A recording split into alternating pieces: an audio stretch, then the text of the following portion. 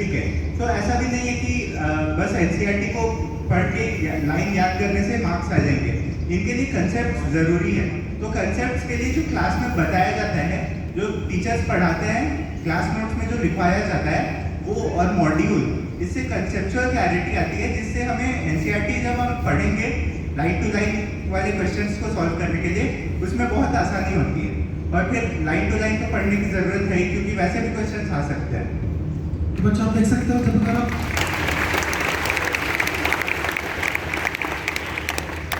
अगर आप class notes को अच्छे से पढ़ेंगे, मॉड्यूल को पढ़ेंगे, तो आपको एनसीईआरटी आपको इजीली समझ आ जाएगी। तो पहले क्लास नोट्स पे फोकस करें, फिर आप एनसीईआरटी से पढ़ें, मॉड्यूल से क्वेश्चन का प्रैक्टिस करें।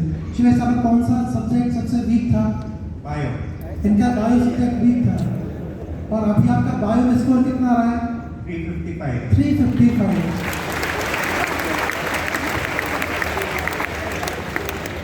नेक्स्ट मेरे सवाल।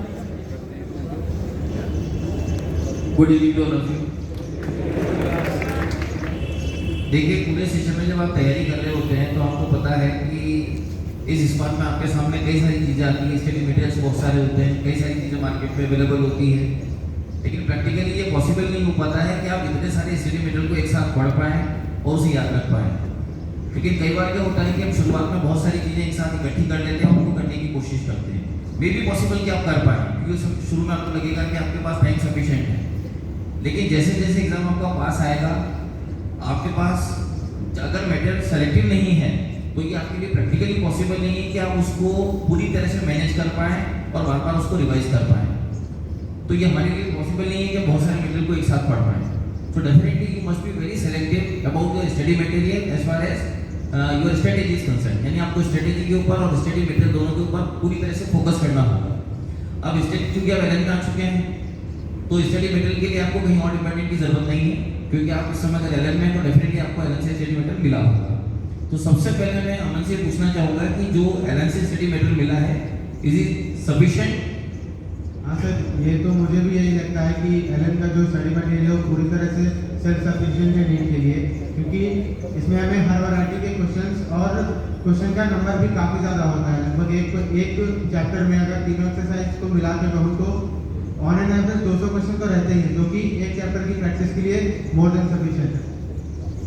और दूसरी बात मैं आपको ये बोलना चाहूँगा कि आप चूँकि एनसीईआरटी पढ़ते हैं, फिजिक्स की, केमिस्ट्री की, बायोलॉजी की, और अगर आप खासतौर पे देखें तो बायोलॉजी के अंदर आप जानते हैं एनसीईआरटी का बहुत ज़्यादा वेटेज है और एनसीईआरटी की बहुत ज़्यादा इंपॉर्टेंस है। लेकिन आपको साथ में ये भी पता है कि एनसीईआरटी बहुत ही कंसाइज लिखी हुई है, बहुत ही कम्पैक्ट लिखी हुई है। तो अगर आप स्टार्टिंग ही एनसीईआरटी से करेंगे तो मे बी पॉसिबल कि आप उसको उस लेवल पर ग्रेस्प नहीं कर पाएंगे कि आप उसको एग्जाम में बहुत अच्छे से समझा हुआ हो और आप उसको बहुत अच्छा मैनेज कर पाएँ, बहुत अच्छे तरीके से सॉल्व कर पाएँ। तो डेफिनेटली उसके सपोर्टिंग के लिए डेफिनेटली जब आप एलन के मॉड्यूल्स पहले पढ़ लेंगे तो मेरे ख्याल से आपको ज़्यादा आसान होगा। तो मैं इससे क्वेश्चन पूछना चाहूँगा कि पहले आपने एलन के मॉड्यूल्स भी पढ़े बायोलॉजी के, और उसके बाद आपने एनसीईआरटी को पढ़ा, तो ऐसा करने से आप कितने कंफर्टेबल जोन में रहे कि आप एनसीईआरटी को बहुत अच्छे से समझ पाए? जब आप एनसीईआरटी पढ़ने जाओगे तो ऐसा नहीं, मतलब बहुत सारी चीज़ें आपको खुद भी समझ में आ जाएगी, लेकिन कुछ चीज़ें होती है जो समझ में नहीं आती है। कहीं ना कहीं वो चीज़ है कि आप क्लास आपको करना ही पड़ेगा कॉन्सेप्चुअल क्लियरिटी के लिए। उसके बाद जब आप उसको मॉड्यूल से एक बार अच्छे तरीके से कवर अप कर लोगे तो एनसीईआरटी में जो लाइन्स हैं जो काफ़ी ज़्यादा कॉम्पैक्ट होते हैं, मतलब बहुत छोटे में बहुत सारी बातें कह देते हैं, वो चीज़ें बहुत अच्छे तरीके से क्लियर हो जाएगा। तो कहीं ना कहीं एनसीईआरटी को समझने में बहुत ज़्यादा हेल्प मिलता है अगर आपने मॉड्यूल पढ़ा। इसका सीधा मतलब हो गया कि जब आप स्टडी करें तो हमारा सीक्वेंस क्या होना चाहिए पढ़ने का? सबसे पहले हम क्लास अटेंड करें और क्लास में जो भी टीचर्स हमें पढ़ाया है उसको समझें। उसके बाद उसका जो एप्लीकेशन पार्ट है उसको सॉल्व करने के लिए हम उसके बाद मॉड्यूल्स पर जाएं। तो जब आपका क्लास का पोर्शन पूरा हो गया, मॉड्यूल्स आपके पूरे हो गए, अब आप एक पर्टिकुलर प्लेटफॉर्म पर आकर खड़े हो गए जहाँ पर आप किसी भी लेवल की चीज़ को अच्छा समझ सकते हैं। उसके बाद फिर आप अगर एनसीईआरटी पढ़ें और जब आप सारी चीज़ें पढ़ पाएंगे तो डेफिनेटली आपकी परफॉर्मेंस अच्छी आ पाएगी। ठीक है, over to both of sir.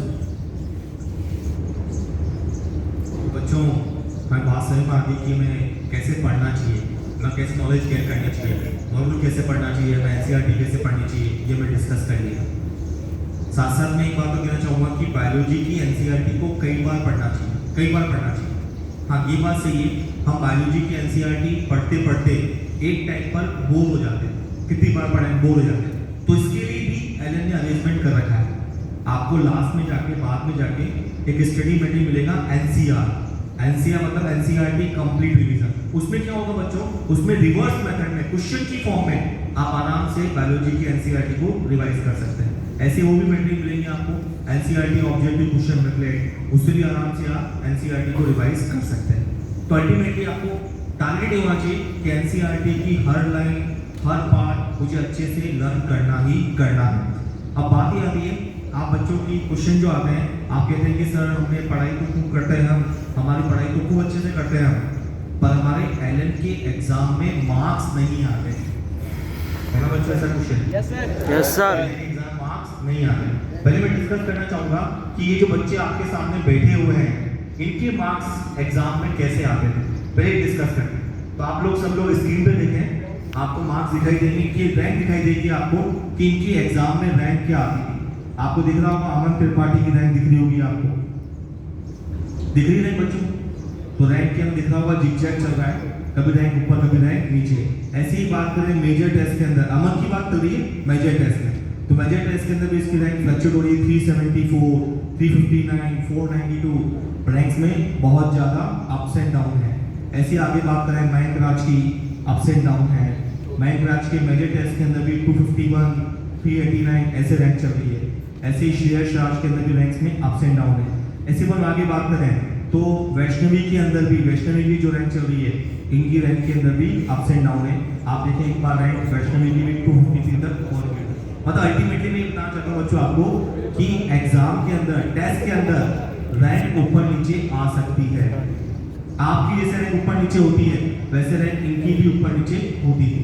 हाँ, पर बात ये इंपॉर्टेंट है, इनकी रैंक जब ऊपर नीचे होती थी तो उस रैंक को ये एज ए पॉजिटिव एटीट्यूड लिया करते थे। रैंक नीचे भी होगी ना तो उसको पॉजिटिव एटीट्यूड लिया करते, क्या मुझे अगले टेस्ट में इससे अच्छे मार्क्स लेके आने हैं, इसमें इंप्रूवमेंट करना है। पर साथ साथ में रैंक्स के अप्स एंड डाउन होने के अंदर आप पेपर को कैसे अटेम्प्ट करते हैं, ये भी बहुत इंपॉर्टेंट है।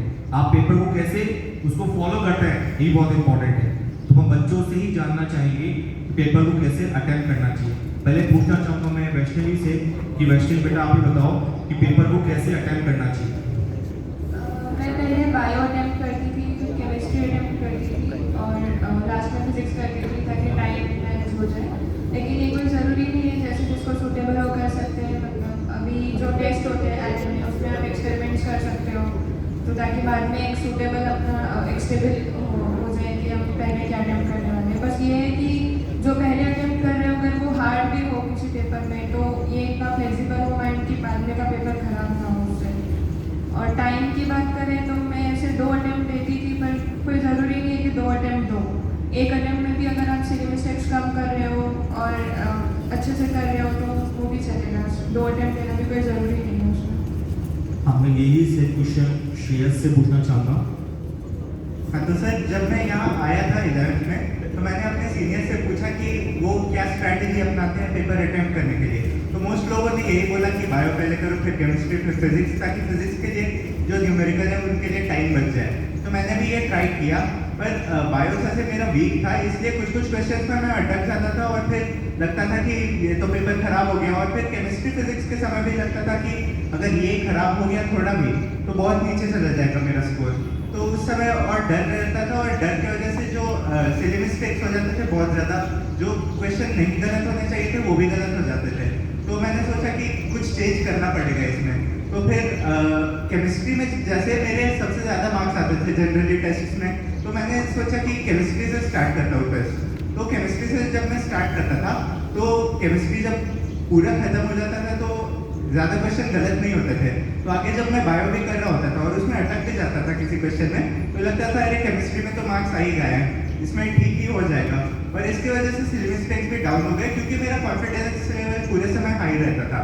इसलिए मैं बोलूँगा कि आप एक्सपेरिमेंट कीजिए, जो आपको सूटेबल लगे वो अपनाइए। तो अल्टीमेटली जैसे मैंने आपसे स्टार्टिंग में कहा था, अलग अलग स्टूडेंट्स के अटेम्प्ट करने का व्यू अलग अलग हो सकता है। आप देख रहे हैं कि वैष्णवी बायोलॉजी से स्टार्ट करती थी और श्रेयस केमिस्ट्री से स्टार्ट करता था। तो ऐसे ही आपको भी एक्सपेरिमेंट करने चाहिए। आपको जो एलएम के एग्जाम चल रहे हैं वो चेक करना चाहिए कि आप